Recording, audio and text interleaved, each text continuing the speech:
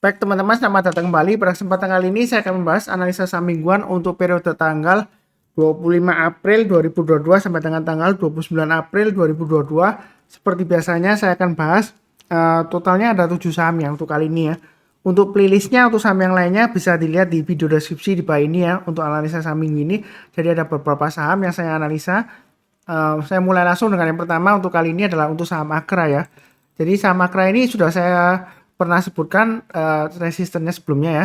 Memang weekly-nya untuk berikutnya saya belum gambarkan ya, tapi di analisa saham harian ya, daily ya, itu saya sudah pernah saya gambarkan ya, resistennya kalau dia tembus ke atas 1000, target berikutnya di 1100 seperti itu ya. Jadi kalau di sini saya gambarkan aja update-nya untuk weekly-nya. Jadi untuk grafik mingguannya di sini kita lihat kalau dia sudah berhasil naik ke atas 940, maka target price berikutnya lumayan tinggi ya, di 1115 itu yang terdekatnya sampai dengan 1175 di high-nya di sini ya. Jadi kalau kita perhatikan di sini untuk Akra ini sebenarnya masih lumayan bagus ya, situasi bagus ya seperti itu ya. Jadi kalau selama dia bertahan di atas 940 dia masih cukup bagus. Mau buy sekarang boleh saja pakai stop loss-nya di 940, maksimum di 870. Kemudian kalau yang nggak mau buy sekarang, Pak Sunar saya tunggu aja koreksi, boleh buy on weakness di area 940 atau 870. Artinya kalau dia turun di bawahnya 940 atau di bawahnya 870, kita belinya kalau dia sudah berhasil naik atau rebound ya istilahnya. Rebound ke atas 870 atau 940. Jadi kita berusaha beli. Itu yang mau buy on weakness. Atau sekalian buy high sell higher. Walaupun di sini Pak Suntar ini kan inverted hammer. Ini kan ekornya lumayan tinggi, lumayan panjang ya seperti itu ya ke atas ya. Nah, apakah bakalan turun? Kita nggak akan pernah tahu pasti ya.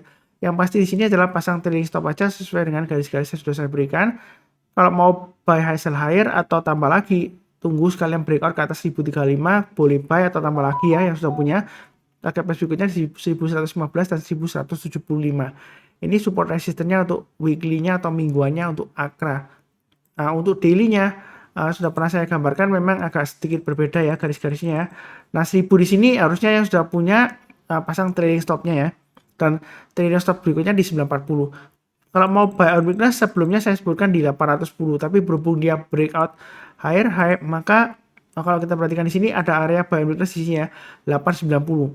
Artinya kalau dia koreksi di bawah 890 seperti ini ya, kemudian dia berhasil rebound atau mantul, di sanalah kesempatan kita untuk buy. Jadi buy-nya bertahap aja. Kalau dia naik ke atas 940 tambah lagi, naik ke atas 1000 tambah lagi. Itu bagi yang mau buy on weakness yang belum punya.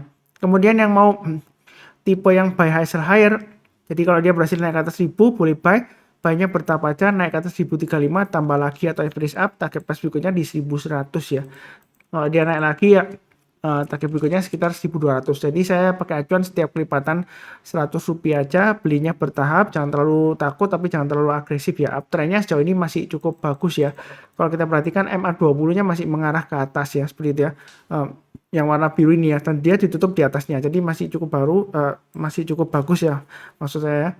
Jadi kalau dia koreksi di area 940 atau 890, kalau berhasil rebound, di sanalah kesempatan kita untuk buy ya. Itu yang bagi yang buy on weakness ya. Memang koreksinya hari Jumat ini tanggal 22 April masih cukup wajar ya seperti itu ya. Karena sebelumnya hari Kamisnya dia naik tinggi 21 April ya. Yang mudah-mudahan aja dia masih bisa lanjut naik lagi dengan targetnya di 1100 dan 1200. Itu kurang lebih untuk Akra. Oke, berikutnya untuk CTRA, Emiten Property ya, Ciputra Development.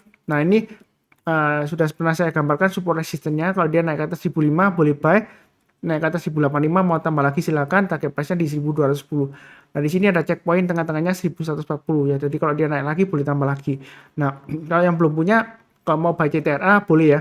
Pasang aja trailing stop-nya di 1005 dan maksimum stop loss-nya di 950 kalau mau buy sekarang ya. Kalau dia naik lagi, naik ke atas 1085 atau naik ke atas 1055 mau tambah lagi atau average up silahkan ya. Ini weekly-nya atau mingguannya support resistennya.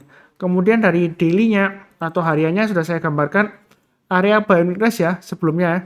Ini sudah saya gambarkan. Jadi yang ngikutin saya dari awal harusnya sudah buy, kalau dia naik ke atas 1000 buy, naik ke atas 1035 tambah lagi. Jadi terakhir memang hari Kamis dia naik di atas 1035 kemudian koreksi ya hari Jumatnya ya.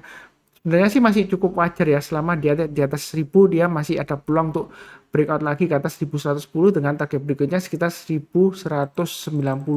Jadi untuk CTRA ini masih ada harapan, masih cukup bagus ya seperti itu ya. Baiknya bertahap aja, kalau naik kita tambah lagi atau average up ya. Tapi kalau turun jangan di average down ya, seperti itu ya. Jadi memang industrinya masih lesu ya, properti ya, menjelang akhir dari pandemi ya, atau biasanya orang menyebutnya endemi ya. Jadi belinya jangan terlalu agresif, santai aja, kalau naik kita tambah lagi atau average up ya. Kurang lebih seperti itu. Berikutnya untuk konstruksi BUMN. Sebenarnya untuk konstruksi BUMN ini masih downtrend ya, masih testing area sekitar supportnya 955. Kalau buy sekarang kecenderungan resiko, tapi kalau yang tipe yang berani buy on weakness ya pasang stop lossnya di 920, maksimum di area low-nya di sini ya 850, itu stop lossnya. Belinya bertahap aja.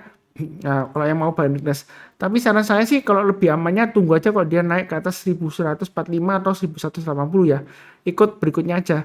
Karena kalau dia masih di bawahnya 1180, ini resikonya masih terlalu tinggi ya. Nah, di sini dia kita perhatikan berusaha naik, dia gagal, turun lagi, malah testing lagi area supportnya di sini ya. Jadi terserah Anda sih, tunggu aja 1180 ke atas, masih belum ketinggalan kok ya. Jadi santai aja, kalau mau buy bertahap ya silakan. Di sini daily chart-nya sudah pernah saya gambarkan juga. Buy on weakness-nya tunggu di atas 1050 ya, agak sedikit berbeda garis-garisnya dengan weekly-nya. Artinya kalau dia bisa berhasil naik ke atas 1050, di sanalah kesempatan kita mulai buy untuk buy on weakness. Buy-nya jangan terlalu banyak ya, karena ini kecenderungan masih cenderung downtrend ya. Jadi downtrend-nya masih cukup kuat, walaupun ini sudah mulai rebound. Tapi rebound di sini ini masih belum valid ya, karena dia barusan satu candle dia, kemudian Jumatnya terkoreksi, dan juga ini masih belum ada konfirmasi. Lebih baik tunggu aja naik ke atas 1050 kita buy. Kayaknya bertahap aja, naik ke atas 1145 tambah lagi ya. Memang sebelumnya di sini, oh Pak Sunar ini 1, 2, 3 kali gagal. Ya kita jangan terlalu kaku. Kalau sebelumnya gagal, belum tentu kalau kali ini dia breakout dia gagal lagi nggak ya. Mudah-mudahan dia berhasil naik sampai ke paling tidak ya 1335. Nah, kurang lebih seperti itu ya untuk Wika. Mudah-mudahan lancar. Belinya jangan terlalu agresif ya, santai aja. Oke, kurang lebih cukup. Berikutnya untuk Medco Energy ya. Nah, minggu lalu dia rebound Pak Sunar setelah nyentuh pas di garisnya, ini area buy and weakness-nya sekitar Fibonacci retracement 61,8% ya. Di sekitar 500. Kalau dia berhasil naik ke atas 560, boleh buy ya. Gitu ya. Ternyata kok penutupannya di bawahnya Pak Sunar ya, mudah aja. Jadi kalau yang mau buy sekarang boleh ya. Kalau dia naik lagi berhasil naik ke atas 560 atau pakai acuannya high-nya minggu lalu 585, boleh tambah lagi atau average up naik ke atas 615 tambah lagi ya. Strateginya seperti itu. Ini support resistennya untuk weekly-nya atau mingguannya. Jadi trading itu mudah kalau sudah ada garis-garisnya, di mana kita pasang trading stop, di mana kita pasang stop loss ya. Kalau dia berhasil naik, kita average up atau buy up di mana ya. Ini sudah saya gambarkan. Ini untuk weekly-nya. Kalau kurang jelas angkanya bisa naikkan resolusinya ya, seperti itu ya. Atau kalau misalnya saya ngomongnya kecepatan ya, Anda bisa atur playback setting videonya ke 0,75 kali ya. Nah, di sini untuk daily-nya memang beda garis-garisnya. Tergantung Anda sih. Kalau Anda misalnya nggak mau dilihatin tiap hari, Pak Sunar, saya maunya mingguan aja, ya pakai weekly aja ya. 1 minggu 1 kali lihat saham gitu ya. Jadi kalau yang mau tiap hari dilihatin ya, ini area buy and weakness sudah saya sebutkan di 555. Memang terakhir dia masih testing ya. Jadi strateginya kalau mau buy, yang belum punya ya, itu kalau dia berhasil naik ke atas 565 boleh buy. Karena di sini adalah area buy on weakness yang sudah pernah saya gambarkan. Nah, belinya bertahap aja, kalau dia naik lagi ke atas 590 tambah lagi ya, seperti itu ya. Jangan lupa pasang trailing stopnya. Memang kecenderungan masih cenderungan sideways, tapi ini sideways-nya di jalur downtrend-nya. Dalam arti dia sebelumnya kan naik tinggi di sini ya. Kemudian koreksi cenderung testing area sekitar 555 ya di sini ya. Jadi belinya bertahap aja, jangan terlalu banyak, jangan terlalu agresif, tapi jangan terlalu takut-takut. Naik ke atas 590 mau tambah lagi silakan ya, seperti itu ya. Mudah-mudahan dia berhasil breakout ke atas 625 dengan target berikutnya di 650 dan 695. Itu untuk Medco. Kurang lebih cukup. Berikutnya untuk Pegas ya.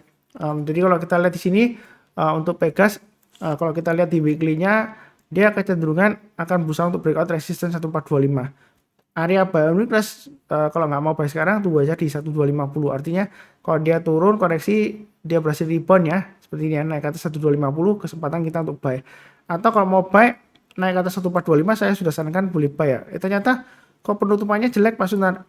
Ya kadang-kadang seperti ini ya. Dalam 1 minggu dia berhasil naik, dia gagal, tapi minggu depannya dia berhasil breakout ya. Jadi sebenarnya kalau sudah buy ya pasang stop lossnya di low-nya minggu lalu ya, seperti itu ya strateginya sudah pernah saya sebutkan. Harusnya belum kena. Jadi kalau mau buy sekarang sebenarnya sih boleh aja tapi jangan terlalu banyak. Naik ke atas 1425 tambah lagi, naik ke atas 1545 mau tambah lagi silakan ya. Ada peluang untuk breakout ke atas 1640. Jadi sebelumnya bentuknya seperti rounding bottom atau mangkok ya. Ternyata gagal ya turun lagi koreksi ya. Ya mudah-mudahan aja intinya di sini selama bertahan di atas 1250 dia masih ada harapan untuk breakout lagi ke atas 1425. Ini support resistance-nya untuk weekly atau mingguannya. Kalau yang nggak mau dilihatin tiap hari ya pakai acuan yang di situ atau ini daily-nya memang agak sedikit berbeda ya. Jadi kalau daily chart-nya ini masih tetap sama acuannya 1345 ya, buy on weakness-nya ya. Ini yang sebelumnya sudah saya gambarkan. Jadi kalau dia turun berhasil rebound di sana kesempatan untuk buy, naik ke atas 1405 tambah lagi, naik ke atas 1430 tambah lagi seperti itu ya. Itu strateginya untuk Pegas dan untuk Pegas ini terus terang saya terakhir sudah buy ya.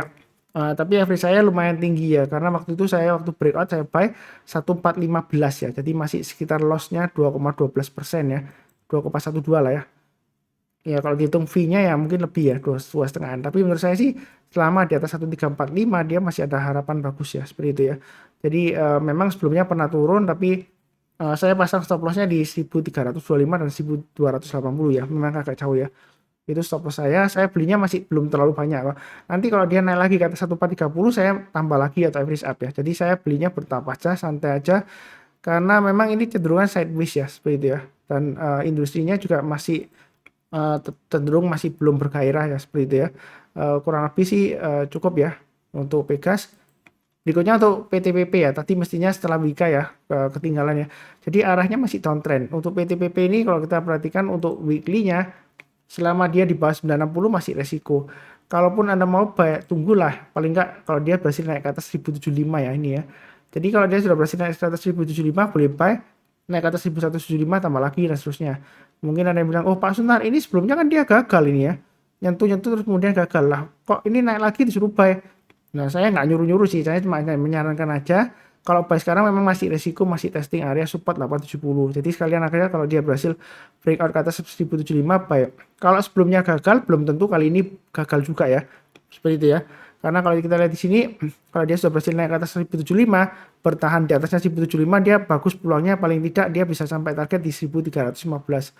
Nah, ini support resistennya untuk weekly-nya, kemudian kalau untuk dari daily chart-nya ini sudah saya gambarkan, memang agak sedikit berbeda ya. Kalau dari daily chart-nya saya sebutkan naik ke atas 1000 barusan buy. Nah, memang sebelumnya di sini dia gagal ya. Nah, di sini kita tunggu aja kalau dia berhasil naik lagi kita barusan buy. Memang ini masih cenderung downtrend ya seperti itu ya. Tapi dia kalau dia berhasil naik ke atas 1000 ya bolehlah kita mulai nyicil buy. Tapi buy-nya jangan terlalu agresif ya seperti itu ya. Ya mudah-mudahan aja sukses seperti itu ya. Karena katanya sih sentimen ibu kota negara seperti itu ya. Tapi di sini saya fokusnya di pergerakan harganya bukan karena sentimen newsnya seperti itu ya. Ya mudah-mudahan aja dia sukses. Belinya bertahap aja jangan terlalu agresif karena masih cenderung downtrend ya seperti itu ya. Mudah-mudahan sukses. Satu lagi ya, jadi 7 saham ASII. ASII sudah pernah saya sebutkan mulai dari tahun lalu ya. Untuk saham investasi saya sudah bikin playlist khusus, jadi yang ngikutin saya lumayan ya profitnya ya. Ini sekarang dia akan testing area resistance di 7250. Nah kalau dia berhasil breakout ke atas 7250 untuk secara weekly-nya, dia akan berusaha untuk mencapai target sekitar 8000-an ya, 8025. Jadi untuk ICI ini masih cukup bagus, masih konsolidasi, tapi dia konsolidasi atau sideways-nya itu di jalur uptrend-nya ya, jadi masih cukup bagus. Mau buy sekarang boleh aja, tapi jangan terlalu banyak ya. Naik ke atas 7100 mau tambah lagi boleh, naik ke atas 7250 boleh average up lagi ya. Target pas berikutnya di 8025. Jadi ASI ini salah satu saham favorit saya ya. Tapi terus terang aja saya nggak punya ya. Saya terus terang aja kena trade stop tapi saya belum buyback ya seperti itu ya. Jadi ini untuk weekly-nya support resistance-nya masih cukup bagus kalau mau buy. Kemudian dari daily-nya mungkin lebih jelas ya. Area buy on weakness kalau nggak mau buy sekarang tunggu di area 6450 atau 6250. Maksimum di 6000 lah buy on weakness ya. Tapi menurut saya sih lebih baik di 6250 aja ya, jangan 6000 ya. Artinya kalau dia turun di banyak 6250 jangan buy on weakness, itu bukan buy on weakness ya, nanti ceritanya tangkap pisau jatuh karena dia kalau sudah gagal bertahan di atas 450 dia uptrend-nya ada kemungkinan sudah berakhir ya. Jadi buy on weakness di atau 6250 ya, ada dua area ini ya. Artinya kalau dia koreksi turun di bawahnya 6450 atau di bawahnya 6250, belinya sudah berhasil rebound atau naik ke atasnya 6450 atau ke atasnya 6250 baru kita buy. Buy-nya bertahap aja, setiap kelipatan 50 atau 100 rupiah kita tambah lagi. Atau yang bagi yang tipe buy high sell higher, ini uptrendnya masih cukup bagus ya. MA20-nya mengarah ke atas dan dia masih konsolidasi atau sideways. Sebelumnya di sini saya sudah sebutkan, jangan takut ya. Nah, seperti itu ya, selama dia masih bertahan di atas 6250 masih cukup bagus ya. Nah, di sini target price-nya masih bisa ke 7250 dan 7625. Kalau mau buy high sell higher silakan naik ke atas 7100 buy, setiap kelipatan 50 rupiah boleh tambah lagi atau average up istilahnya seperti itu ya. Mudah-mudahan saja lancar dia sampai ke 8000 ya. Itu harapan saya untuk ASII. Jangan lupa juga pasang trade stopnya atau stop lossnya. Apakah ketinggian Pak Sunar?